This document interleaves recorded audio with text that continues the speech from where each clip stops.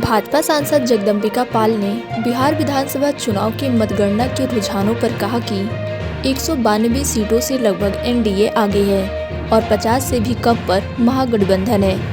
इससे साफ हो गया है कि महागठबंधन का सुपड़ा बिहार की जनता ने साफ कर दिया है।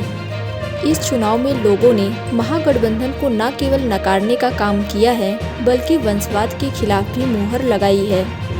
दिखा रहा 192 सीटों पे लगभग बीजेपी एनडीए आगे है और 50 से भी कम पे महागठबंधन है। तो इससे साफ है कि महागठबंधन का बिहार की जनता ने सुपड़ा साफ कर दिया। और ये चुनाव इस बार जिस तरीके से बीजेपी और एनडीए गठबंधन के खिलाफ इनका जो एनडीए या महागठबंधन लड़ रहा था, उसके तीनों नेता जो वंशवाद के प्रतीक थे, एक तरह से वंशवाद के पोस्टर बॉय थे, चाहे राहुल गांधी हो, चाहे तेजस्वी यादव हो, चाहे अखिलेश यादव हो।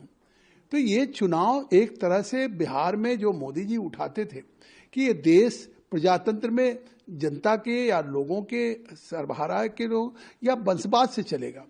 तो एक तरह से बिहार एक ऐसी धरती है जो क्रांति की धरती रही आज़ादी की लड़ाई से, उसने उस वंशवाद के उस गठबंधन को भी पूरे देश के सामने नकार दिया है। और इसलिए कि आज जिस तरह से रुझान है, बिहार के केवल किसी एक इलाके में नहीं, पूरे संपूर्ण बिहार में बीजेपी एनडीए की जड़ें कितनी गहरी हो गई हैं, क्योंकि जनता भी महसूस कर रही है कि जिस तेजस्वी को महागठबंधन का नेतृत्व दिया था राहुल गांधी ने या अखिलेश ने, वो बात शिक्षा की करते थे। खुद कोई उनके पास डिग्री नहीं है और बिहार जैसे जागरूक में, और वो मतलब वहाँ शिक्षा की बात करते।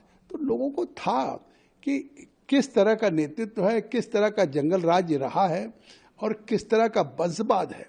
मतलब लगता था, आप कभी भी चुनाव, बिहार का चुनाव लग रहा था कि जैसे पूरा परिवार ही तेजस्वी का लड़ रहा है। अभी लोकसभा के चुनाव हुए तो लगता था यूपी में सारा प्लेस का परिवार ही लड़ रहा है। और जिस तरह से राहुल गांधी के पूरे परिवार, तो ये वंशवाद के पोषक हैं। ये चुनाव में केवल महागठबंधन को लोगों ने केवल नकारने का काम नहीं किया है, महागठबंधन को समाप्त करने का काम नहीं किया, उन्होंने वंशवाद के खिलाफ भी मुहर लगाई है। सर, जिस तरीके से